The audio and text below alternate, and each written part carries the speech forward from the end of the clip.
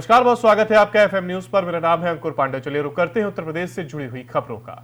रामचरितमानस को लेकर विवादों में घिरे सपा नेता स्वामी प्रसाद मौर्य फिर से सुर्खियों में हैं। उत्तर प्रदेश के सोनभद्र जिले के मऊकला गांव स्थित बुद्ध विहार में आयोजित 23वें बौद्ध महोत्सव के मंच से जमकर सियासी तीर दागे गए हैं। बतौर मुख्य अतिथि सपा के राष्ट्रीय महासचिव स्वामी प्रसाद मौर्य ने अपने आधे घंटे के भाषण में 15 मिनट से अधिक समय तक रामचरितमानस की चौपाइयों, पांडवों, पुजारियों, बीजेपी और संघ प्रमुख मोहन भागवत पर केंद्रित रखा।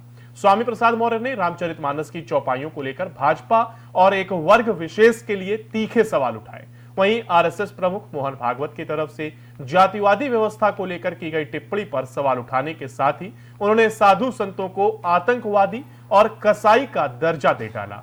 वहीं महिलाओं के सम्मान के बहाने नवरात्रि में शक्ति पूजा पर सवाल उठाते हुए उसे नौटंकी तक कह डाला। बता दें कि पूर्व में उन्होंने रामचरितमानस को लेकर भी विवादित बयान दिया था, जिसके बाद लखनऊ में रामचरितमानस की प्रतियां जलाई गई थी। इस पर पुलिस ने मौर्य समेत 10 लोगों के खिलाफ मुकदमा दर्ज किया था। 2 पर एनएसए भी लगाया था।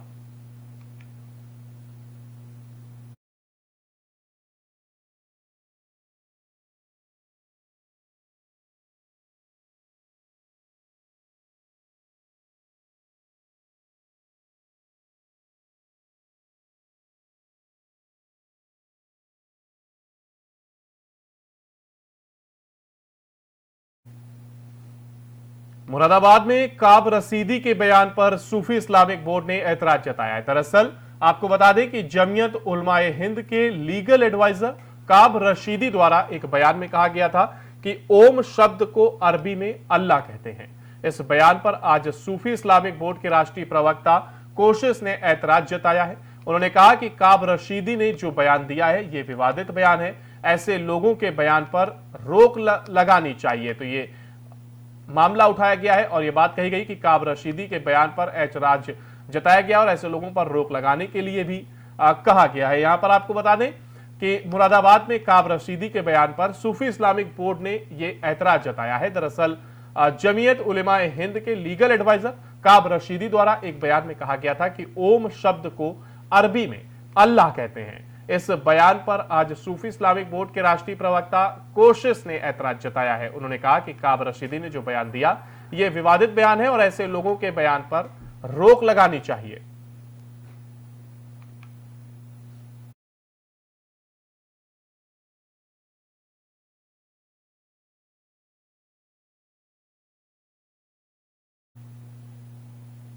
और चंदौली में बिहार से बड़े पैमाने पर आने वाली बिना नंबर प्लेट की बालू लदी ट्रक फर्राटे भरती नजर आ रही है और दुर्घटना को आमंत्रण दे रही है। परिवहन विभाग द्वारा चेकिंग के नाम पर सिर्फ खानापूर्ति की जा रही है।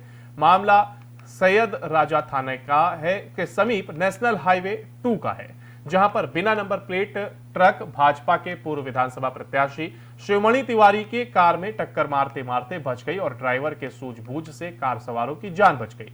वहीं ट्रक चालक दूसरी ओर भी एक सफारी कार ने टक्कर मार दी, जिससे कार सवार बाल बाल बचे।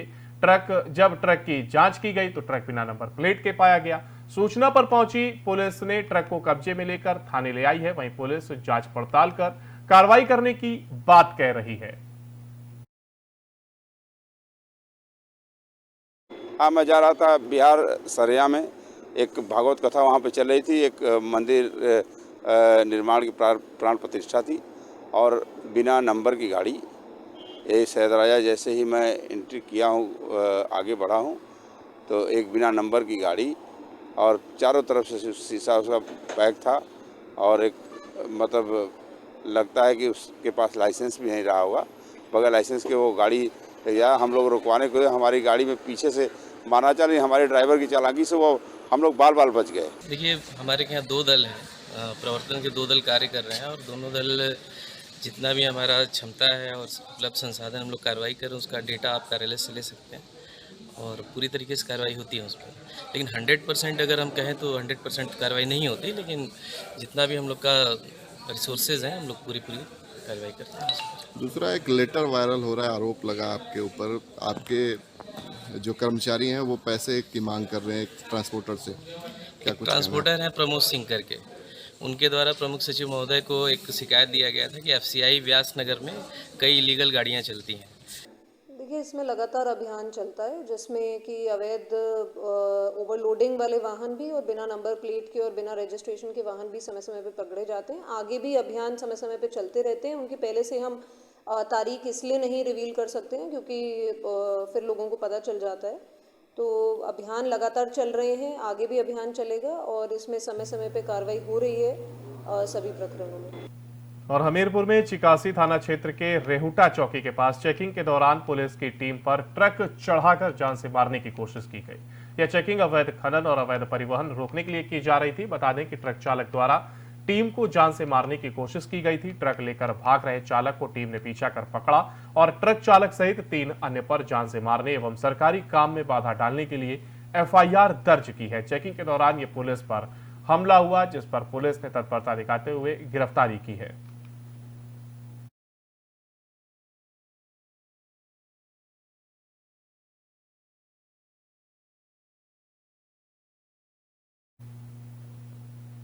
और जालौन में जिला अस्पताल में तैनात चीफ फार्मासिस्ट इमरजेंसी वार्ड में शराब पीते मिले। बता दें कि शराब पीने के बाद चीफ फार्मासिस्ट और उनके साथ अन्य स्टाफ के अस्पताल में हंगामा किया और शराब के नशे में जमकर गाली गलौज की। घटना की कवरेज करने पहुंचे मीडिया कर्मियों से भी इन लोगों ने बदतमीजी और गाली गलौज की। चीफ फार्मासिस्ट SK उपाध्याय कमरे में कई बार लड़खड़ाकर गिरते हुए दिखाई दिए। मामले की जानकारी पर अस्पताल के CMS पहुंचे और उन्होंने कार्रवाई करने की बात भी कही। तो ये मामला प्रकाश में है, जहां पर जिला अस्पताल शराब पीने का अड्डा बनता नजर आया। जिला अस्पताल में ये शराब पीने का मामला सामने आया है, जहां पर जालौन में ये जिला अस्पताल है, जहां पर चीफ फार्मासिस्ट इमरजेंसी वार्ड में शराब पीते मिले हैं। शराब पीने के बाद चीफ फार्मासिस्ट और उनके साथ अन्य स्टाफ ने अस्पताल में हंगामा किया और शराब के नशे में जमकर गाली गलौज भी की गई है। और वहीं मामले की जानकारी पर अस्पताल के CMS पहुंचे और उन्होंने कार्रवाई करने की अब बात कही है।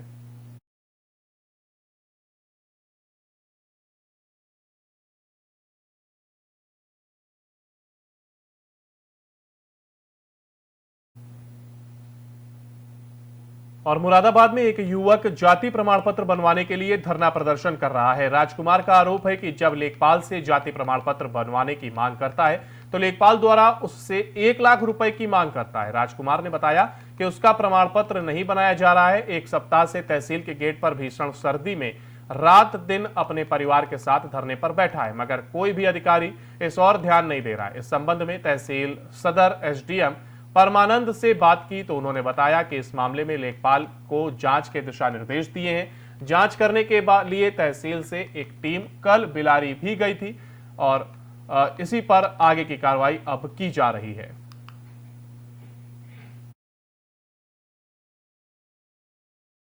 तहसील गेट पे यूँ बैठे हैं कि हम 3 साल हो गए जाति प्रमाण पत्र जारी कराने के लिए भागते भागते परेशान हो गए, बहुत ज़्यादा दुखी हो गए। अब 3 साल से मान लीजिए हमारे जाति प्रमाण पत्र जारी नहीं करे जा रहे हैं। कभी कोई सी कमी निकाल देते, कभी कोई सी। सब अधिकारियों से मान लीजिए कह के विनती कर करके थक गए हैं। सबके आदेश ले लेकर यहाँ बैठे हैं। देखिए, इनके द्वारा जो है बहेलिया जाति जो SC में आती है, अनुसूचित जाति में आती है, उसके संदर्भ में आवेदन किया गया था जाति प्रमाण पत्र के लिए। उसमें मूल जो समस्या आ रही है वो समस्या ये आ रही है, वर्तमान में इस पर एक टीम भी मैंने बनाई है जो जांच करी है। 4 सदस्यीय टीम है, इसमें लेखपाल भी हैं, कानूनगो हैं। चूँकि ये लोग वर्तमान में अगवानपुर में रह रहे हैं तो EO अगवानपुर जो नगर पंचायत के अधिशासी अधिकारी हैं और समाज कल्याण विभाग के ADO ब्लॉक सदर के, ये 4 लोगों की टीम इस पर जांच कर रही है। इसमें जो मूल चीज़ है कि ये लोग रहने वाले थे बिलारी के, जैसा कि इन्होंने बताया है। उसमें कल रात को हमारे पास फ़ोटो भी आए हैं। कल टीम बिलारी भी गई थी जांच करने के लिए कि क्या ये लोग वहाँ के रहने वाले थे, तो उनकी जाति क्या थी। तो वहाँ से भी इनकी जाति तस्दीक नहीं हो पाई है। इन्होंने कुछ सर्टिफिकेट हमें दिए थे। इनके पास 2 पुराने सर्टिफिकेट दिखाते हैं कि ये हमारे रिश्तेदार थे, उनके जाति प्रमाण पत्र बने हुए हैं। चूँकि वो ऑफलाइन जाति प्रमाण पत्र बने हुए हैं और यहाँ तहसील से वो तस्दीक नहीं हो पा रहे हैं क्योंकि उसका कोई रिकॉर्ड यहाँ पर है नहीं। उसके बाद इन्होंने एक चेयरमैन अगवानपुर का उनके पैड पर लिखवा के ले आया था कि इनकी जाति जो है बहेलिया ही है। लेकिन जब उनको चेयरमैन को यहाँ बुलाया गया था, हालांकि उनकी माताजी चेयरमैन है, उन्हीं के ये कह रहे थे कि उन्होंने साइन किया है, लेकिन जब चेयरमैन को यहाँ बुलाया गया था तो उन्होंने इनकार कर दिया कि जो है ये हमारी साइन नहीं है, हमने इनकी तस्दीक नहीं की है जाति। और जौनपुर पुलिस ने मुठभेड़ के दौरान 3 गौ तस्करों को गिरफ्तार किया है। गौ तस्करों द्वारा की गई फायरिंग में कांस्टेबल आशीष यादव बाएं हाथ में गोली लगने से घायल हुए हैं। जवाबी फायरिंग में एक आरोपी भी दाहिने पैर में गोली लगने से घायल हुआ है। दोनों घायलों का अस्पताल में इलाज जारी है। दरअसल रविवार की देर रात जौनपुर पुलिस को सूचना मिली कि कुछ गौ तस्कर घुटहन थाना क्षेत्र के सलहदीपुर के पास कुछ गौवंशों का वध करने वाले हैं। इस सूचना पर सराय ख्वाजा और खुटहन थाने की पुलिस टीम जब मौके पर पहुंची तो गौ तस्करों ने पुलिस टीम पर फायरिंग कर दी। कांस्टेबल आशीष यादव बाएं हाथ में गोली लगने से घायल हो गए, जिनका इलाज चल रहा है। मुठभेड़ में जवाबी फायरिंग में दाहिने पैर में गोली लगने से अभियुक्त रुस्तम घायल हो गया। प्राथमिक उपचार के बाद उसे वाराणसी रेफर कर दिया गया है। पुलिस ने उसके साथ आरोपी रियाज और शहनवाज को भी गिरफ्तार किया है।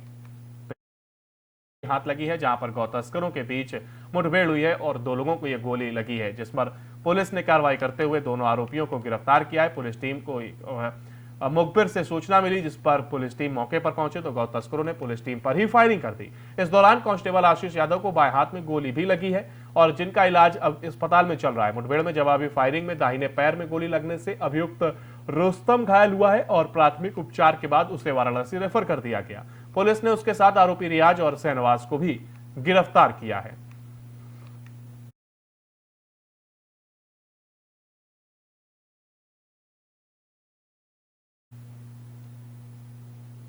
और मेरठ पुलिस ने गौ तस्कर को गिरफ्तार करने में कामयाबी हासिल की है। बता दें कि अवैध तमंचे के साथ गौ तस्कर से मेरठ पुलिस की यह मुठभेड़ हो गई थी। देर रात हुई इस मुठभेड़ में गौ तस्कर के पैर में गोली लगी, जिससे वो घायल हो गया। उसे पुलिस ने नजदीकी जिला अस्पताल में भर्ती कराया। नगर अपराध नियंत्रण टीम और थाना परतापुर पुलिस की संयुक्त कार्रवाई के दौरान ये 2 तस्कर गिरफ्तार किए गए हैं। मौके से एक सफेद कलर की स्कूटी और प्रतिबंधित गौमांस भी बरामद किया गया। तो वहीं आरोपियों के पास से 2 अवैध तमंचे और जिंदा कारतूस बरामद हुए हैं।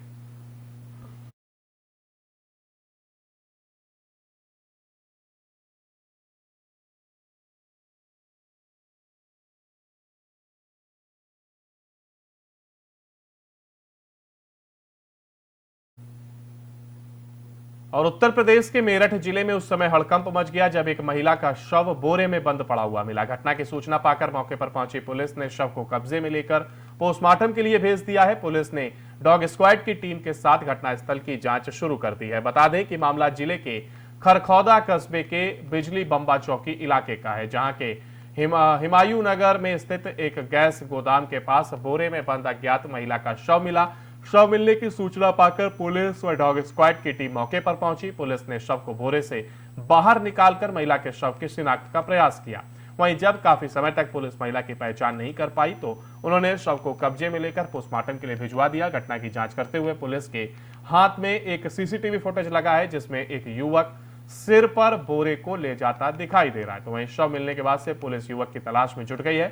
इस मामले में जानकारी देते हुए इंस्पेक्टर राजीव कुमार ने कहा है कि मामले की जांच करके आगे की कार्रवाई की जाएगी और ये बोरे में बंद युवती का यह शव मिला है, जिसकी पुलिस ने जांच की। और इस दौरान जब पुलिस को सीसीटीवी हाथ लगा जिसमें एक युवक बोरे को अपने पीठ पर ले जाता हुआ दिखाई दिया, जिसके बाद पुलिस आगे की जांच में जुट गई है।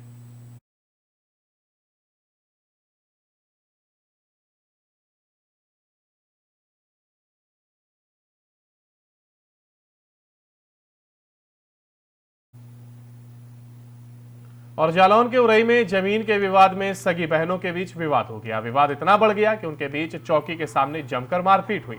यह मारपीट पुलिस वालों के सामने होती रही, जिसे देख पुलिस वाले बीच बचाव करने भी पहुंचे, मगर महिलाओं ने किसी की नहीं सुनी और आपस में एक दूसरे के बाल खींचती रही। उस मारपीट को देख वहां मौजूद लोगों ने वीडियो बनाकर सोशल मीडिया में वायरल कर दिया। मामला बढ़ता देख पुलिस वालों ने महिला पुलिस को बुलाकर मारपीट करने वाली महिलाओं के खिलाफ एक दूसरे की शिकायत पर मुकदमा पंजीकृत करते हुए मेडिकल परीक्षण के लिए भेज दिया। तो ये 2 महिला जो कि आपस में एक दूसरे के बाल खींचते और झगड़ते हुए नजर आई। जब पुलिस वालों ने बीच बचाव करना चाहा तो उन्होंने किसी की नहीं सुनी और आपस में झगड़ती हुई नजर आई। हालांकि इस दौरान आसपास मौजूद लोगों ने वीडियो बनाकर सोशल मीडिया पर अपलोड कर दिया है और अब ये वीडियो वायरल हो रहा है। पुलिस ने मामले का संज्ञान लेते हुए महिला कांस्टेबल को मौके पर बुलाया और दोनों को गिरफ्तार कर लिया गया है।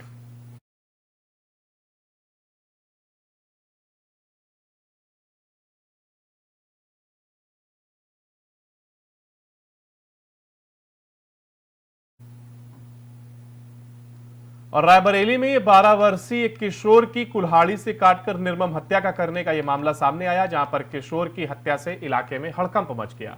बताया जा रहा है कि पुलिस अधीक्षक और फॉरेंसिक टीम जांच पड़ताल में जुट गई है और साथ ही पुलिस ने शव को कब्जे में लेकर पोस्टमार्टम के लिए भेज दिया है। दरअसल ये पूरा मामला भदोखर थाना क्षेत्र के बेलाखारा गांव के निकट की घटना बताई जा रही है, जहां पर युवक का ये शव मिला है। पुलिस ने जांच आगे बढ़ा दी है और पुलिस का कहना है कि जल्दी हम इसका खुलासा करेंगे।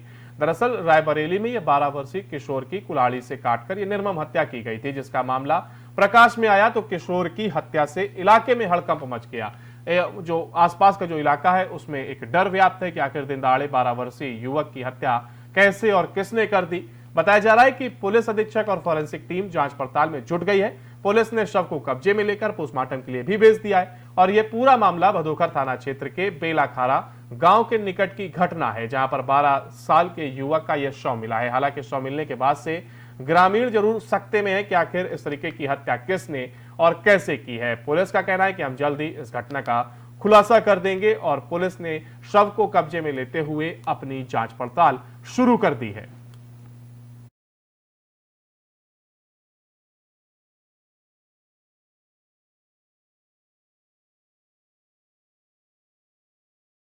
इसी के साथ उत्तर प्रदेश से जुड़ी खबरों में फिलहाल के लिए इतना ही। बाकी की तमाम अपडेट के लिए आप लगातार बने रहिए एफएम न्यूज के साथ। नमस्कार।